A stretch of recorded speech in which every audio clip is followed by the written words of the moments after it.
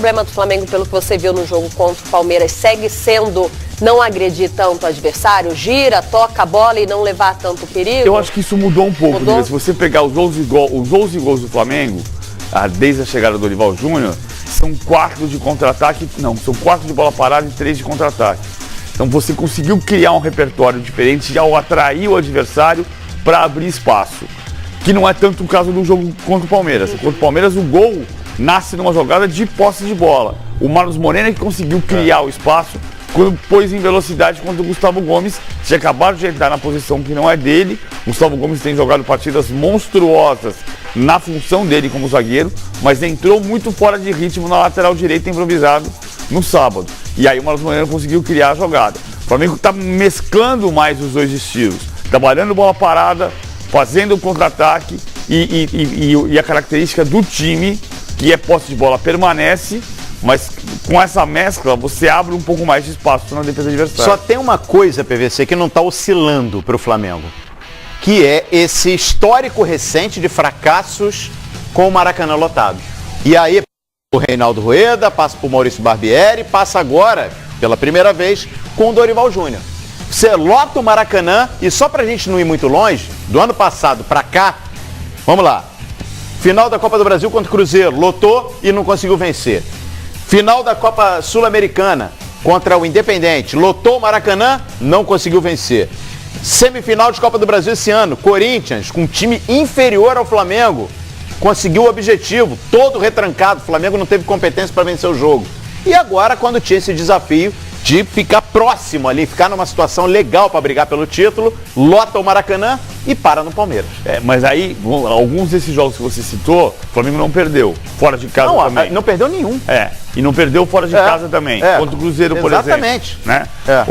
O fracasso não é do Maracanã, porque esse time que não consegue vencer um adversário forte, mesmo quando tem o Maracanã lotado, é o time que mais muda de técnico no futebol brasileiro. Então a questão não é só... Falamos em 3, citamos uma lista de 5 jogos, 3 técnicos. Exatamente, assim, são 14 técnicos nos últimos 5 anos. Só que você colocou como ponto positivo aí, PVC, fala assim, não, mas ele não perdeu nenhum desses jogos. Mas normalmente essa receita tem que ser utilizada na casa do adversário. Garantimos ao menos o empate. Não, o Flamengo tem garantido ao menos o empate em casa. O Flamengo tem coisas para acertar como formação de equipe. Eu tenho batido nessa tecla muitas vezes. O Tite falou a mesma coisa na sexta-feira na entrevista coletiva. Quando a gente discute a qualidade do futebol brasileiro, e isso é a força de um time que vai jogar em casa diante da sua torcida, no maior estádio do Brasil, com a maior média de público do país, e não consegue vencer, é também resultado de um time que não é time. Porque muda de filosofia. A gente está discutindo agora o que mudou no Flamengo. É um time que agora aposta um pouco mais em contra-ataque, que atrai um pouco mais o adversário, que trabalha a bola parada de uma maneira diferente, pelo menos está fazendo gol de bola parada. Então tem uma mudançazinha de característica. De novo. Aí quando você chega num jogo decisivo, o time que não joga de memória e tem um adversário forte do outro lado, vai ter mais dificuldade. Por que o único time do Brasil, o time mais estável do Brasil, que está quase na final da Libertadores, é o Grêmio? É coincidência o fato de o Grêmio ser o único time do Brasil que tem a mesma comissão técnica e 6 titulares iguais há 2 anos? Nem o Cruzeiro tem isso. Se você pegar o Cruzeiro campeão da Copa do Brasil do ano passado, o Cruzeiro tinha Ezequiel na lateral direita, tinha Murilo como zagueiro, tinha Diogo Barbosa na lateral esquerda, tinha Hudson, né? Então mudou mais do que o Grêmio dos últimos 2 anos. E a filosofia do Mano também é diferente, né? O Cruzeiro marca mais, o Grêmio constrói mais. Mas não é coincidência o Grêmio ser o time mais forte do Brasil hoje. É o time com mais sequência de trabalho. Agora, num jogo grande, ele cresce. Antes da gente abrir aqui a zona mista do Bom Dia Fox, quando a gente está sempre questionando as mudanças de técnicos, né? Será que é no momento certo? Foi tarde? Foi muito cedo? Qual o balanço que você vem fazendo do trabalho do Dorival no Flamengo até agora? Foi bom, no final das contas, o Flamengo respirar esses novos ares? Lívia, eu acho que o Flamengo está crescendo, o Flamengo está disputando o título. Agora, disputaria com o Barbieri? O Barbieri estava lá ainda, uma conversa que a gente teve no Expediente Futebol com o João Guilherme. Eu dizia, o Flamengo vai voltar para a briga. E voltou. E por que ia voltar para a briga? Porque ia parar de jogar quarta e domingo com o mesmo time. O grande erro do Flamengo, na minha opinião, foi ter jogado 18 partidas em 57 dias sem revezar. O time morreu. E, para usar uma gíria histórica do futebol, virou o fio. E agora, quando você tem o time descansado e tem a mudança de técnico, a gente aponta para a razão mais evidente. Mudou o técnico, o time cresceu. Mas espera um pouquinho, mas você está treinando agora.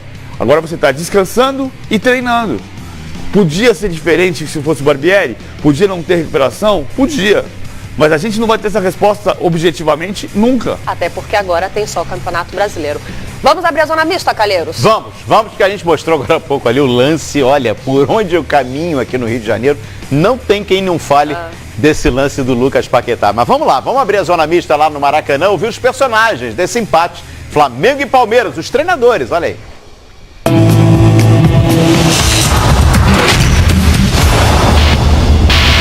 Continuamos totalmente focados, acreditamos ainda no nosso caminho. Temos que, naturalmente, fazermos a nossa parte primeiro e depois olharmos aquilo que aconteça com os demais adversários. Mas o importante é que os jogadores estão acreditando, continuam acreditando, fizeram de tudo hoje em campo, se entregaram, foi um time valente, vibrante. A torcida reconheceu o esforço que foi feito. Enfrentamos uma grande equipe, todos sabem muito bem, e eu acho que nós não podemos, num momento como esse, não levarmos ou trazermos uma palavra que não seja uma palavra de ânimo, de forças, de busca, ainda com a mesma intensidade pelo objetivo final, e eu não tenho dúvidas que nós vamos continuar a trazê-lo. Não só Diego teve ali, nós tivemos vários jogadores ali, né? E eu acho que isso é importante, isso mostra que nós estamos todos unidos em busca dos nossos resultados. Eu não esperava voltar ao Brasil, não tinha pretensão de voltar ao Brasil, tanto que negociava quase que definitivamente o meu acerto seria com o pessoal da China ou com a seleção paraguaia, com a qual eu já tinha combinado um encontro. Mas surgiu a possibilidade do Palmeiras. Eu tenho um ambiente quase como familiar no Palmeiras, por ter vivido aqui 97 a 2000, depois 2010 a 2012. Conhecia perfeitamente como o Palmeiras trabalhava naquela oportunidade, e agora é um pouco diferente, com muito mais modernidade. Então, para mim, quando foi o convite, eu pensei e resolvi aceitar. O Palmeiras tem um grupo de trabalho muito bom, dentro e fora do campo, com a modernidade, como eu falei a vocês, que a gente pode usar. E é que a gente está usando, e esses jogadores foram jogadores que eu tinha conhecimento e sabia que podia fazer um bom trabalho com eles. Algumas coisas a gente foi encaixando depois que a gente conheceu, mas estou muito feliz por ter voltado, por estar voltando ao Palmeiras, que também é um time do coração, e ver se a gente consegue brigar por um título no ano. Porque todos nós sabemos que é muito bom a gente ter um bom trabalho, mas principalmente no Brasil, bom trabalho é título. Com certeza. Belo com resumo. certeza. E não tenha dúvida disso, Filipão. Aliás, PVC, quando o Palmeiras perdeu para o Boca, a gente chegou a falar aqui no Bom Dia Fox que seria o grande desafio no trabalho do Filipão, desde que ele voltou ao Palmeiras. Talvez até mais do que colocar esse time em vias de ganhar títulos, como ele mesmo está colocando, que é a recuperação no espaço tão curto entre dois jogos decisivos. E você sofreu um 2-0 da maneira como foi lá para o Boca, não voltar para São Paulo, se ter que se reconstruir no avião e no hotel e conseguir cumprir o objetivo. Acho que isso dá um ânimo para esse segundo confronto contra o Boca, hein, PVC? Não, e era o jogo mais difícil para ele. Ele podia dizer que estava com medo do jogo do Ceará e não do Flamengo, mas esse jogo era muito difícil pela circunstância, porque era difícil montar o time, né? Até na semana passada, depois de ganhar do Ceará, a gente fazia na última palavra o exercício, eu dizia, o Felipe Melo vai jogar, muita gente achava que o Felipe Melo não ia jogar pela sequência de jogos, mas a maneira de escalar o time era só essa, e não tinha lateral direito. A expectativa ainda era que o Jean jogasse, na quinta-feira a comissão técnica julgava que havia 40% de chance de jogar, na sexta-feira era 0, porque ele não revelou, né? Que ele ficou bravo quando foi o Jean, quando foi notificado, olha, você não vai vir, não vem para o Rio de Janeiro, continua em tratamento. E o Filipão chegou a falar na coletiva, né? Que se irritou muito. Ele achava que conseguiria, embora tivesse 40% de chance só. Ele não veio para o Rio de Janeiro, não tinha 0. Tinha que fazer o quê? Escolher um zagueiro para improvisar. E ele escolheu bem. Eu achei que ele fosse escolher o Gustavo Gomes. Porque o Gustavo Gomes é, em tese, mais rápido. Ele optou pelo Luan. E o Luan fez uma bela partida. Foi. E o Gustavo Gomes entrou perdidaço como lateral.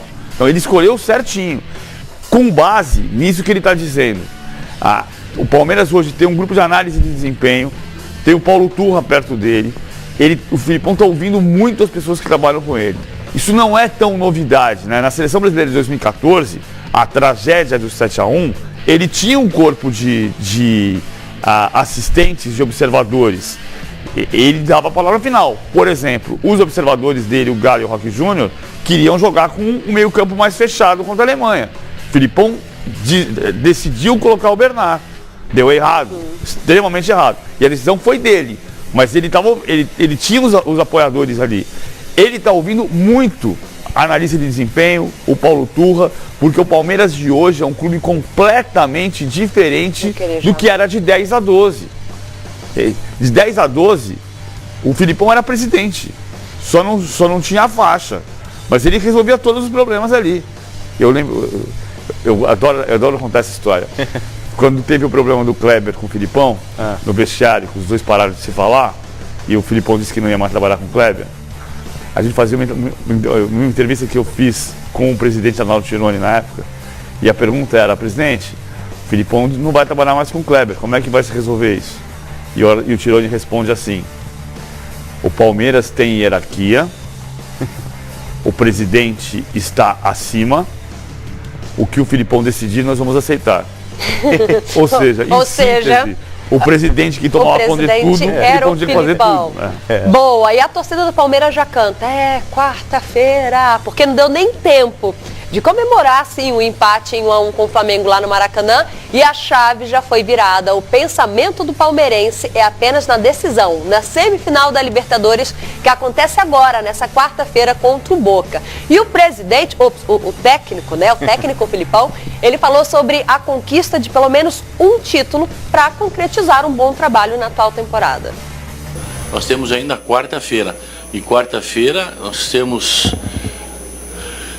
a ideia de passarmos. Não sei como, mas o Boca é uma grande equipe, nós vamos enfrentá-los e vamos sair daqui agora com o dever cumprido. Esses jogadores foram maravilhosos e agora vamos pensar na recuperação para quarta. Todos nós sabemos que é muito bom a gente ter um bom trabalho, mas principalmente no Brasil, bom trabalho é título. Alguns podem achar que não, mas é. E nós não estamos conseguindo o título, porque perdemos a Copa do Brasil. Podemos perder a Libertadores. Então estamos brigando pelo Campeonato Brasileiro também, porque essa equipe fez por merecer essa possibilidade. Vamos ver como é que nós vamos conduzir para conseguir um desses títulos. E aí a gente pode dizer que está coroado um trabalho de todos até o final do ano. O Filipão tá correto, né? Porque o Palmeiras foi no detalhe ali, Copa do Brasil. Qualquer um poderia ter avançado naquela semifinal. O Palmeiras ficou no caminho. Libertadores, é difícil, mas está vivo ainda. E eu vou ser mais ousado, o PVC. Se o Palmeiras reverter na quarta-feira, o que eu, não vou aqui ser hipócrita, eu não acredito, mas se o Palmeiras, que tem condições, reverter, eu vou me arriscar a dizer, o Palmeiras, para mim, será campeão nas duas competições. Nunca aconteceu. Essa lógica, Libertadores mais brasileiro, só quando o brasileiro era a Taça Brasil. E na Taça Brasil, o campeão entrava na semifinal, que é o caso do Santos ter feito 4 jogos ou 5 jogos para ser campeão da Taça Brasil, jogando simultaneamente a Libertadores. 63, o Santos entrou na semifinal da Taça Brasil, nas finais da Taça Brasil e nas finais da Libertadores, na semifinal da Libertadores. Então, o que se está pensando que o Palmeiras pode conseguir é inédito no Brasileirão de 71 para cá. Não é simples, não é simplesinho. Então, perder a Libertadores e ganhar o Brasileiro é um título brasileiro extremamente relevante. É muito importante ser campeão brasileiro. No caso do Palmeiras, com título unificado pela 10ª vez, contando a unificação que a CBF fez. É extremamente relevante e com peso ainda maior, né, PVC? Porque o Palmeiras mudou de patamar com a chegada do Filipão. Nós estávamos questionando sobre a chance real de levar 3 títulos. De levar 2 agora já se tornou um pouco mais complicado. Sim. Copa do Brasil já foi. Libertadores, acho que ainda dá para apostar numa disputa de pênaltis. Acho, não sei, é difícil, mas vamos ouvir aquela torcida gritando, o brasileiro virou obrigação, porque de 3 pode acabar sem nenhum. Não. Pode. Brasileiro, para mim, tá na mão do Palmeiras. Tá lá. Mas de 3 pode se tornar nenhum, de 3 pode se tornar 1. Ganhar o Campeonato Brasileiro numa temporada em que disputou 4 títulos, se você for vice-campeão paulista, semifinalista da Copa do Brasil, semifinalista da Libertadores e campeão brasileiro, é uma baita temporada. É um bom ano. O ruim é você passar 2 anos sem ganhar troféu nenhum. Porque o Palmeiras vai somar 2018 a 2017. Mas acho que o Palmeiras é o grande. O Palmeiras é o grande favorito para ser campeão brasileiro. Depois de uma boa sequência, 15 e 16. Não, e até para a gente ilustrar isso que você está falando, a sequência dos dois. Boa. PVC, para mim a sequência do Palmeiras ela é mais simples que a do Flamengo. Coloca Verdade. na tela aí. Olha aí, os próximos jogos do Palmeiras. Palmeiras vai fazer o clássico com o Santos na próxima rodada. Né? 7º colocado é o Santos hoje na tabela. Ali à esquerda, a posição dos adversários do Palmeiras. Na sequência é o Atlético Mineiro, Fluminense, Paraná rebaixado. Aí você pega 3 ali na reta final, 3 desesperados, né? Mas pode pegar também alguém já rebaixado. América, Vasco e Vitória. Aí vamos para o Flamengo. Vamos ver os adversários do Flamengo para a gente fazer essa comparação. O Flamengo já tem o São Paulo, que vem motivado depois da vitória fora de casa diante do Vitória. Quebra o jejum, né? Quebra o jejum. Botafogo, o Santos, que está crescendo. Sport, Grêmio e Cruzeiro.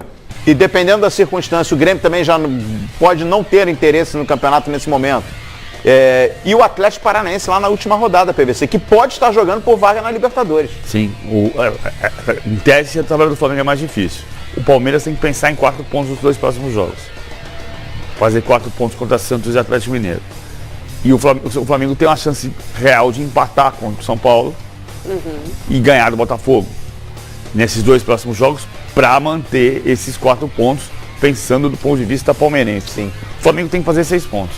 6. Nós colocamos ali líder e vice-líder. O Inter ainda está na cola do Flamengo, 1 pontinho de diferença, né? Vamos colocar a projeção, os próximos jogos do Internacional, como o Calheiros bem reforçou, do lado esquerdo a classificação na tabela, ali os jogos dentro e fora de casa. Tem pela frente Furacão, Ceará, América, Botafogo, Galo, Fluminense e o Paraná. Onde é que está o perigo para o Internacional aí? E projetando Inter e Flamengo, a sequência pela atuada está mais positiva para qual dos dois, PVC? Eu acho que a atuada, o Flamengo vem numa caminhada mais forte. Mas a tabela do Flamengo de fato é muito difícil. Eu acho que o Inter também tem 2 rodadas muito difíceis agora. Atlético Paranaense em casa não é um jogo fácil. O Atlético Paranaense não ganha fora de casa no Brasileiro. Copa Sul-Americana ganhou. Sul-Americana ele ganha. E ganhou do Peñarol 4-1, ganhou do Bahia 1-0. E o jogo contra o Ceará é também muito difícil. Também é muito complicado. O jogo contra o Atlético Paranaense tem um agravante, que é a ausência do Edenilson. A noite de sexta-feira foi curiosíssima porque houve 2 expulsões depois do jogo encerrado. O Jean em Salvador, em Vitória e São Paulo, e o Edenilson foi expulso por reclamações de arbitragem, justas reclamações, porque não foi pênalti, mas ele foi expulso e desfalca, jogador importantíssimo para o Inter, e não joga contra o Atlético Paranaense. O Inter, a partir do momento em que começou a mexer demais naquela estrutura de meio campo, embora o D'Alessandro tenha entrado muito bem no time, você quebrou a estrutura do meio campo com o Nico Lopes, que fazia a ponta e foi centroavante em São Januário. Essa quebra de estrutura tática do Inter está fazendo mal para a equipe. Pois é. Não, e o Inter lamenta muito, reclama muito, já tem a Nadine aqui, jogo muito polêmico sexta-feira à noite em São Januário. O que não mudou durante minhas férias. Isso não mudou. A arbitragem, agora, mas acho que piorou. Só acho, Lívia, que subiu muito o tom. O Internacional tem que voltar no tempo, olhar para a campanha dele, Internacional, e lembrar de pontos que perdeu para Chapecoense, pro América, pro Santos. Porque pro Santos, exatamente, a reclamação do Internacional do gol anulado do Damião, o jogo estava 1-1 e o Damião faria 2-1. A lambança do Ricardo Marques Ribeiro não exclui que houve acerto na decisão, porque quem toca na bola é o Cuesta. Mas vamos considerar até que tenha sido equivocado. O Inter, depois do gol anulado, fez 2-1. Sim. E tomou o gol no último minuto no vacilo do Fabiano. Tem um detalhe, não mudou a história. E Calheiros, não teve um time nesse campeonato brasileiro que não tenha sido muito prejudicado e em algum momento tenha sido favorecido também. Foi o caso do Internacional no jogo do Inter e Vitória, a gente lembrando rápido, ou seja, não tem um. Porque às vezes vem um campeonato que a torcida acaba pegando aquele time X. Olha, esse acaba sendo mais beneficiado. Esse campeonato não tem como você colocar um time que tenha sido favorecido com erros de arbitragem, porque a lambança, infelizmente, está cada vez pior. Isso aí não tem que se questionar. Agora que perderam tom... Segundo a Comissão Nacional de Arbitragem, num levantamento feito, um levantamento técnico, o Corinthians seria, né, a equipe mais prejudicada por erros de arbitragem. Segundo a Comissão Nacional de Arbitragem. Não é o Bom Dia Fox que está falando. O CBF tem publicado o que considera erros semana após semana. Que eu acho perfeito, porque é didático. Você dizer que, na opinião da Comissão de Arbitragem, houve erro aqui, ali, assim que tem que fazer e não é assim que tem que fazer. Eu acho que é didático. É um caminho para a transparência que também. Tem que ter um aperfeiçoamento, uma discussão forte, feroz sobre a arbitragem no Brasil. A Nadine vai falar sobre isso daqui a pouco, mas, na minha opinião, tem que botar o dedo na ferida, rápido. Não dá para continuar a gente todo ano discutindo arbitragem. Agora, para usar uma expressão da moda, se você disser que o campeão brasileiro vai ser definido pela arbitragem, é fake news. Boa, PVC, boa. Olha aqui. Sim ou não? São Paulo voltou para a briga pelo título? Não. Não? Do título eu acho que não. É? Do título eu acho que não. Bom, vamos para a sequência do São Paulo então, porque estava no jejum há 5 jogos, não vencia. E fora de casa desde junho. E a sequência não tá fácil não. Tem pela frente aí já em casa o Flamengo na próxima rodada, o Corinthians que quer ficar longe do Z4, Grêmio, Cruzeiro, que a gente sabe que abdicou, né, do Campeonato Brasileiro, tem tempo por conta da Copa do Brasil, o Vasco, o Sport e a Chapecoense. Qual o futuro do São Paulo nessa reta final de Campeonato Brasileiro? Você tem o melhor vice-campeão fez 72 pontos. Então, o campeão vai fazer mais do que 73, mas historicamente quem faz 73 pontos é campeão brasileiro.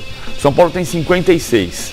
Ele precisa fazer, portanto, 17 pontos de 21 para disputar. É muito ponto para fazer. Pois é. Com essa tabela, é muito ponto para fazer. E o São Paulo tem um outro agravante, né, PVC? Você falava aí, o Flamengo voltou a crescer quando teve tempo para treinar e jogar, né? E que você apostava nesse crescimento. Agora, o que é curioso no São Paulo? O São Paulo está perdendo para ele mesmo. São Paulo está perdendo pela queda de desempenho, queda técnica. Que tem a ver também com desfalques. Sim. Né? Algumas descobertas, né? Você passou a ter desfalques e descobriu que o Bruno Alves é o jogador mais regular do time.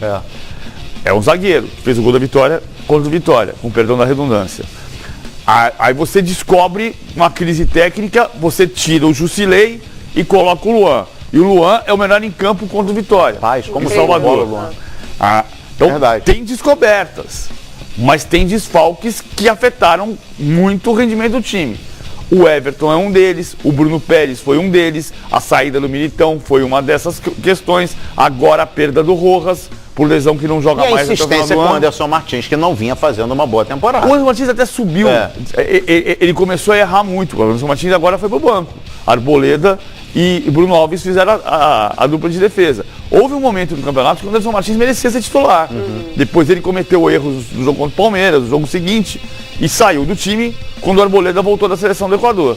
A dupla titular contra o Vitória Acho que é a dupla titular daqui para o final do campeonato. Arboleda e Bruno Alves. Boa. Daqui a pouquinho a gente volta a falar de Campeonato Brasileiro. A Nadine Bastos vai marcar presença aqui no Bom Dia Fox, porque a rodada, mais uma vez, não foi tão fácil assim para a arbitragem.